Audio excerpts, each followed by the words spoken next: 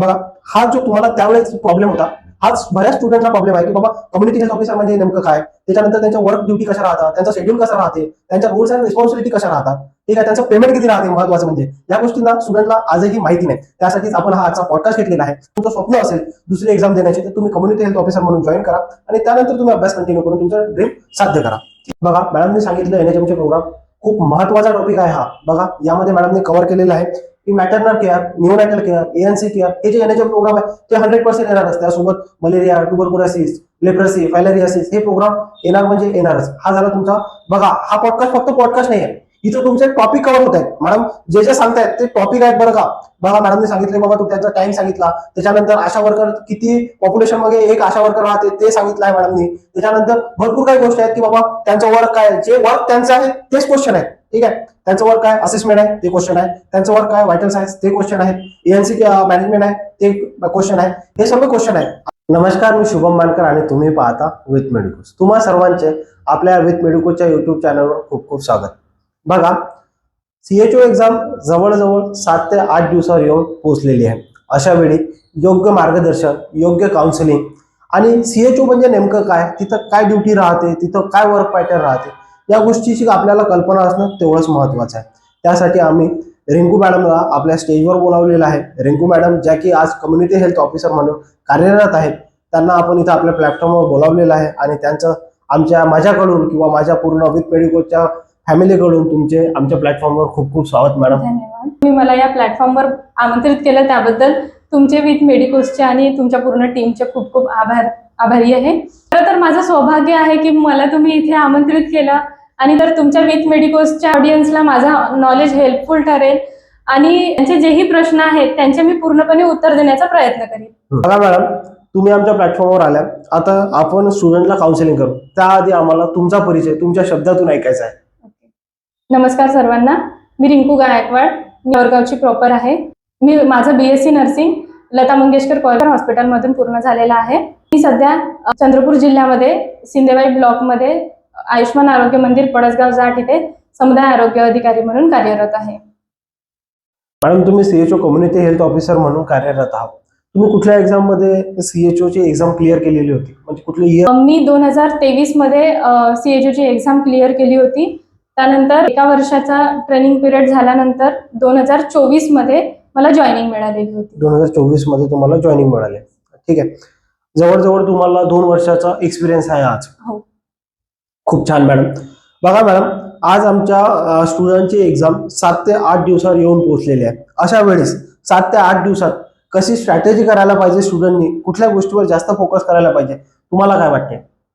तर आजपर्यंत आता भरपूर दिवसाचा वेळ गेलेला आहे वॅकन्सी निघून आणि एवढ्या दिवसांमध्ये बऱ्याच विद्यार्थ्यांचा बऱ्यापैकी चांगला अभ्यास झालेला असेल. तर आता फक्त 7 ते 8 दिवस बाकी असताना जेवढा अभ्यास झालेला आहे त्या अभ्यासाची प्रॉपर रिव्हिजन केली पाहिजे. Previous year question paper solve करून पाहिले पाहिजे, MCQs सॉल्व्ह करून पाहिले पाहिजे. त्याचबरोबर जे टॉपिक्स कठीण वाटत आहेत त्याची शेवटच्या काही दिवसांमध्ये परत जास्त प्रॅक्टिस केली पाहिजे. बिलकुल.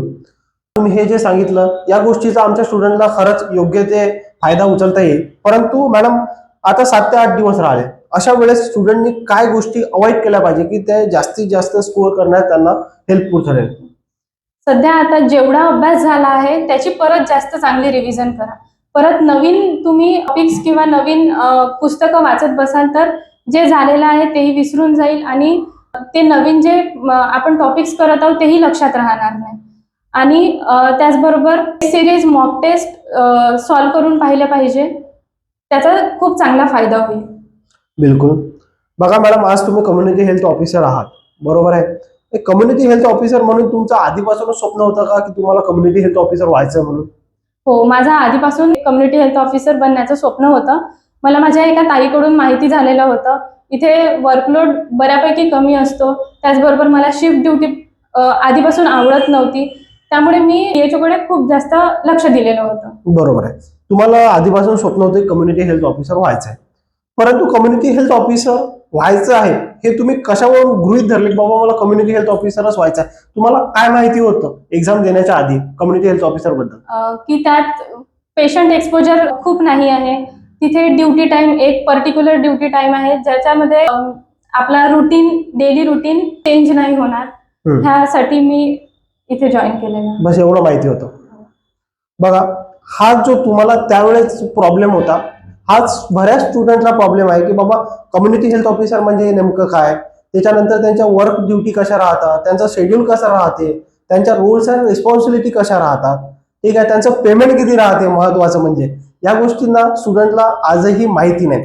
त्यासाठीच आपण हा आजचा पॉडकास्ट घेतलेला आहे.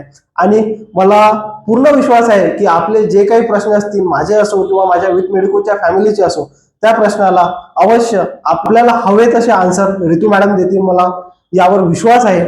हो, मी नक्कीच तुमचे पूर्ण प्रश्नांचे उत्तर देईन व्यवस्थित.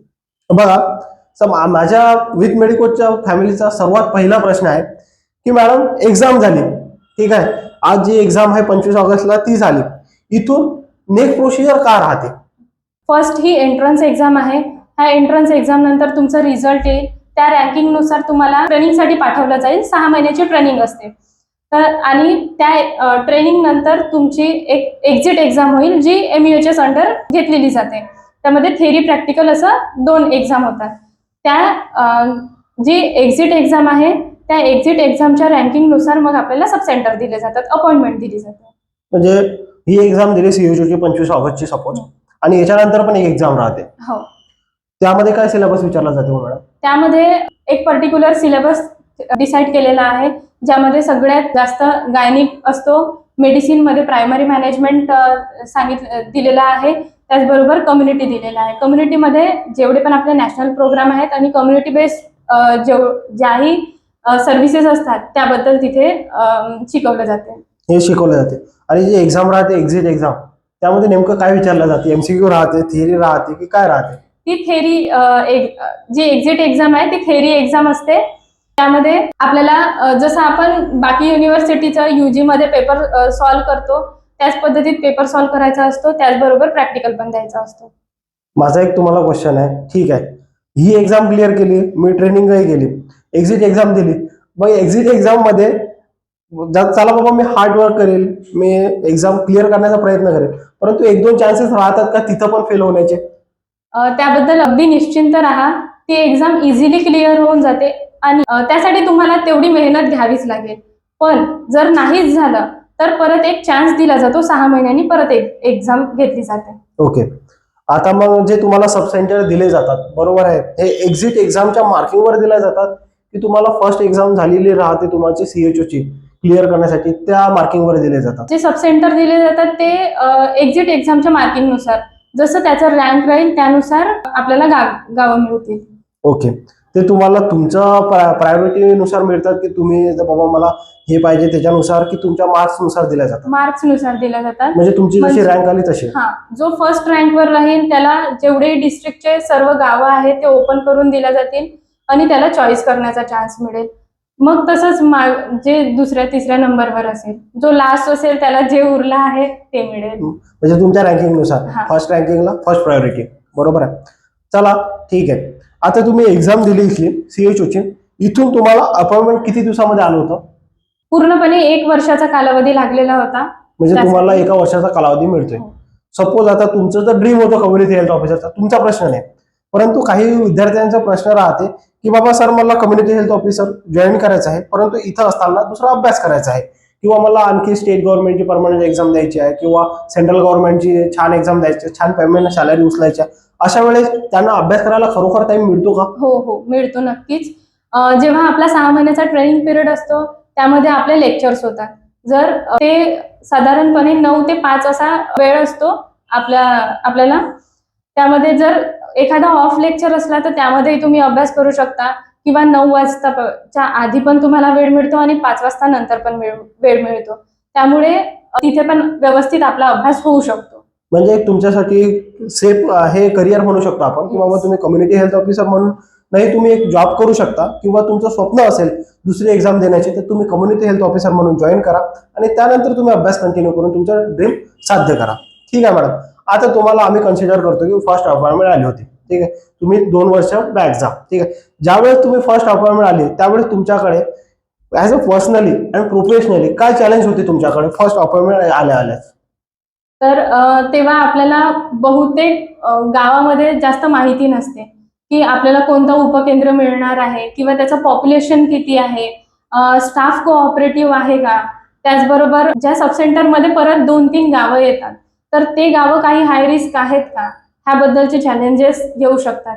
त्यानंतर पर्सनल असं म्हणायला गेलो तर आपण तिथे सर्व्हाइव्ह करू शकतो का, हा मोठा हे खूप मोठा प्रश्न आहे. कारण खूप लोक शहरातून जातात बरोबर आहे. आणि एकदम खेड्यागावात तिथे बरोबर. जाऊन सर्व्हाइव्ह करणं खूप कठीण होऊ बरोबर शकतं. आहे. त्यामुळे योग्य आहे तुमचं, कारण की भरपूर मोस्ट ऑफ दी स्टुडंट राहतात ते शहरामध्ये वाढलेले राहतात आणि सिटीमध्ये जाऊन त्यांना अडॅप्ट करणं म्हणजे खूप मुश्किल राहते.